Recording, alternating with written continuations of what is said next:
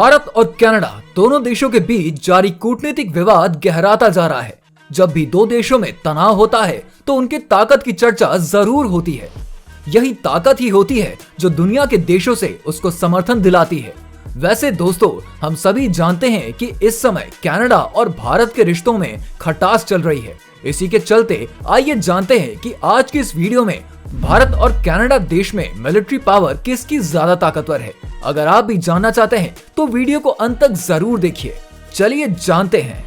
जैसा कि हम सभी जानते हैं कि कनाडा में भारत के बाद सबसे बड़ा सिख समुदाय है। ऐसे में होना तो ये चाहिए था कि दोनों देशों के रिश्ते और मजबूत होते, लेकिन खालिस्तानों को लेकर मौजूदा कनाडाई सरकार के नरम रवैये ने रिश्ते में खटास डाल दी है। कनाडा में खालिस्तान चरमपंथियों द्वारा लगातार हिंदू मंदिरों को निशाना बनाया जा रहा है और मंदिरों को तोड़ा जा रहा है और भारतीय राजदूतों को बड़े बड़े लीडरों को करने की धमकियां इशू की जाती है। और ये सब कनाडा सरकार सिर्फ और सिर्फ फ्री स्पीच के नाम पर अनुमति देते हैं। जब इन सब चीजों पर भारत सरकार द्वारा कनाडा सरकार से सख्त कार्यवाही की मांग की जाती है, तब कनाडा सरकार का कहना होता है कि हम लोकतांत्रिक देश हैं और हमारे यहाँ हर एक व्यक्ति को अपनी बात रखने की आजादी दी जाती है, इसलिए इन पर कोई कार्यवाही नहीं कर सकते।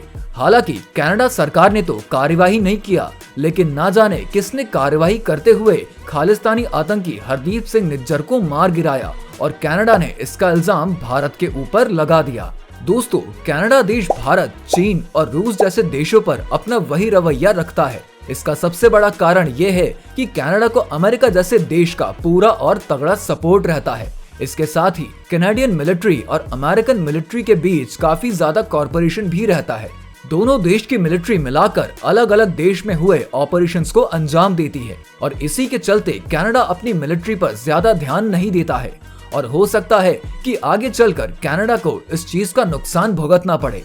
लेकिन कनाडा मिलिट्री और भारत की मिलिट्री में कौन सबसे ज्यादा ताकतवर है, तो आप सभी की जानकारी के लिए बता दें कि मिलिट्री पावर के मामले में भारत दुनिया का चौथा सबसे बड़ा देश है। वही कनाडा की बात करें तो ये भारत के सामने कहीं नहीं ठहरता और कनाडा की मिलिट्री पावर के मामले में कनाडा दुनिया के 27वें रैंक पर आता है। वहीं अगर दोनों देशों के ज्योग्राफिकल साइज की बात करें तो भारत का कुल क्षेत्रफल का आकार 3.2 मिलियन किलोमीटर स्क्वायर है और कनाडा का कुल क्षेत्रफल का आकार भारत से 3 गुना ज्यादा है, यानी 9.9 मिलियन किलोमीटर स्क्वायर है। कनाडा क्षेत्रफल के लिहाज से दुनिया का दूसरा सबसे बड़ा देश है और आबादी के लिहाज से ये भारत के दिल्ली जितना बड़ा है।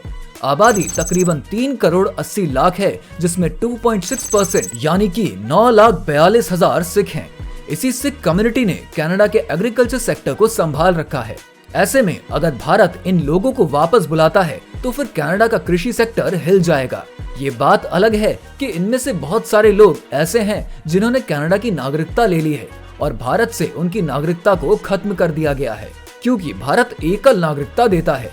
यानी कि अगर आप किसी दूसरे देश से नागरिकता लेते हैं तो भारत की नागरिकता अपने आप खत्म हो जाएगी। दोस्तों, वैसे तो आप सभी भारतीय नौसेना के बारे में तो जानते होंगे, लेकिन कनाडा की बात करें तो ये भारत से काफी ज्यादा पीछे है। कनाडा की कुल आबादी में लगभग 35% लोग ही सैन्य ताकत का हिस्सा बनने के योग्य रखते हैं। देश की वायुसेना की ताकत आंके तो भारत के पास 2210 विमानों का स्टॉक और लड़ाकू विमान 577 है। वही कनाडा के पास 376 विमान वाहक जबकि 63 लड़ाकू विमान है। भारतीय सेना की जमीनी ताकत कनाडा की तुलना में काफी ज्यादा है, जहां हमारी भारतीय थल सेवा के पास टैंक, बख्तरबंद लड़ाकू वाहन, स्वचालित तोपखाने, ट्यूब तोपखाने और मल्टीपल लॉन्च रॉकेट सिस्टम की कई गिनती नहीं है। वहीं कनाडाई थल सेना के पास महज 82 टैंकों की ही ताकत है। वैसे दोस्तों, भारतीय और कनाडा मिलिट्री पावर के बारे में आपको इसी से अंदाजा लग गया होगा। दोस्तों, आपको इन दोनों देशों के बीच चल रहे खटास और मिलिट्री पावर के बारे में क्या कहना है, हमें कमेंट बॉक्स में कमेंट करके जरूर बताएं। इसके साथ ही वीडियो पसंद आई हो तो इसे लाइक शेयर करके हमारे चैनल को सब्सक्राइब करें, ताकि आने वाली हर नई वीडियो की नोटिफिकेशन सबसे पहले आपको मिल सके। मिलते हैं अगली एक ऐसी वीडियो के साथ, तब तक के लिए बाय बाय।